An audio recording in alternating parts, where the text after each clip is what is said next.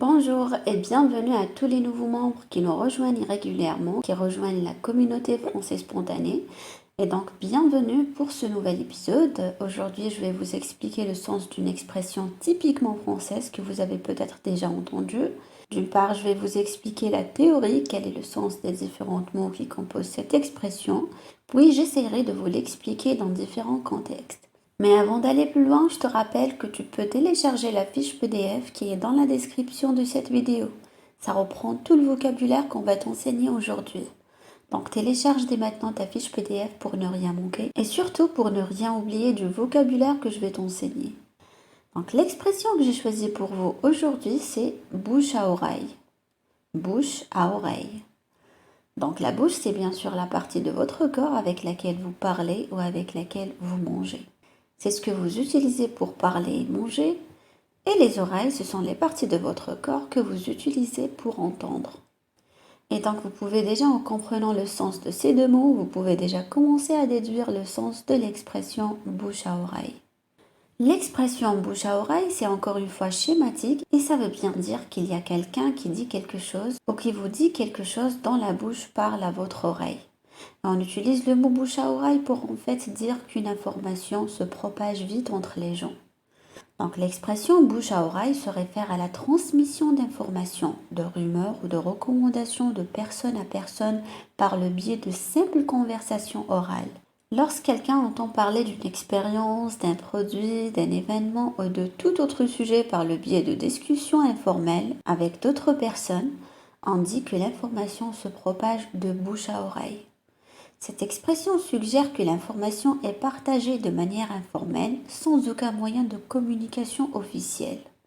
Le bouche à oreille est souvent considéré comme une méthode efficace pour diffuser rapidement une information, car les gens sont plus susceptibles de faire confiance à une recommandation de quelqu'un qu'ils connaissent ou en qui ils ont confiance plutôt qu'à une publicité ou à une communication officielle. Laissez-moi vous donner un premier exemple. Imaginez que vous cherchiez un restaurant pour dîner.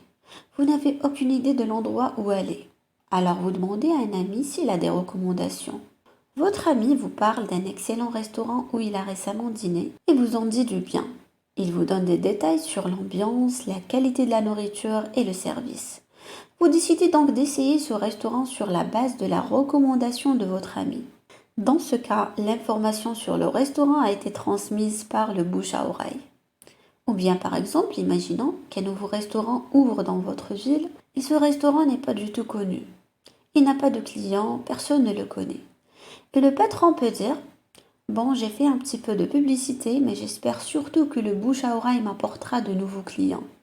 Dans ce cas-là, ce patron veut dire, il espère que des gens vont venir et manger dans son restaurant et vont ensuite en parler à leurs amis afin d'en faire une sorte de publicité. Ce qui serait donc pour lui la signification qu'il y a d'autres personnes qui vont venir. Donc quand il dit je compte sur le bouche à oreille pour avoir d'autres clients dans mon restaurant, ça veut dire qu'il espère que les gens vont parler entre eux.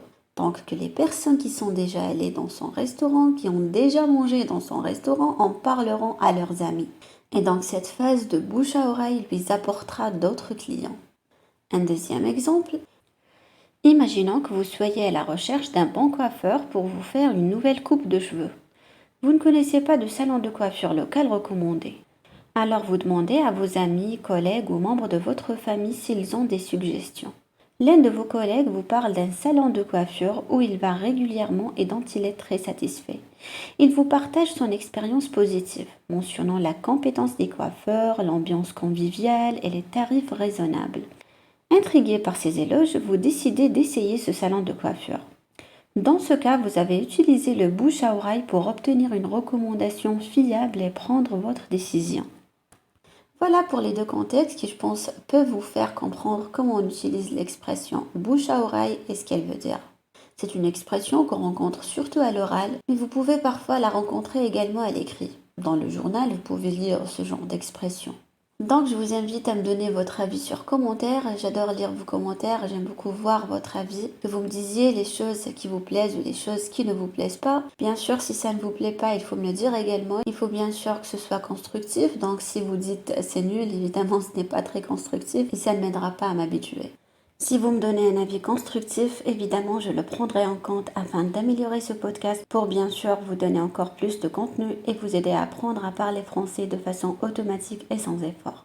Sans oublier la page Facebook, si vous n'êtes pas encore sur Facebook ou si vous ne suivez pas Français Spontané sur Facebook, je vous invite bien sûr à le faire. Donc voilà pour aujourd'hui, j'espère que vous avez aimé ce podcast, donc merci à vous, n'hésitez pas à me rejoindre sur mon cours gratuit sur YouTube. Chacun de mes articles est accompagné d'un fichier PDF qui est dans la description de cette vidéo. Si tu as aimé, mets un petit j'aime, un petit pouce en l'air, ça fait toujours plaisir et ça nous aide à choisir les sujets qu'on aborde sur la chaîne. Et bien sûr, abonne-toi à la chaîne YouTube de Français Spontané en activant les notifications pour ne rien manquer. Merci de m'avoir écouté et je vous dis à très bientôt pour un nouvel épisode du podcast Français Spontané.